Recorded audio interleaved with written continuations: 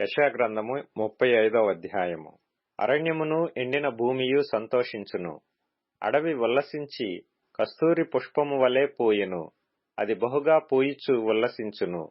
ఉల్లసించి సంగీతములు పాడును. Lebanon సౌందర్యము దానికి కలుగును.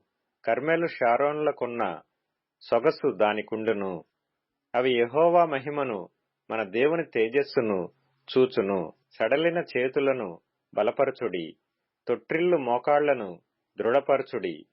తత్తరిల్లు హృదయములతో ఇట్లనుడి, భయపడక ధైర్యముగా ఉండుడి.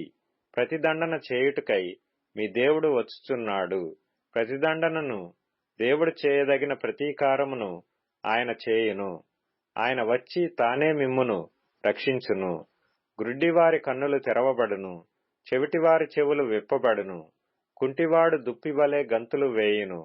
మూగవాని నాలుక పాడును. అరణ్యములో నీళ్లు ఉబుకును. అడవిలో కాలువలు పారును. ఎండమావులు మడుగులగును. ఎండిన భూమిలో నీటి బుగ్గలు పుట్టును. నక్కలు పండుకొనిన వాటి ఉనికి పట్టులో జమ్మును, తుంగగడ్డియు మేతయు పుట్టును. అక్కడ దారిగానున్న రాజమార్గము ఏర్పడును. అది పరిశుద్ధ మార్గమనబడును. అది అపవిత్రులు పోకూడని మార్గము. అది మార్గమున పోవు వారికి ఏర్పరచబడును.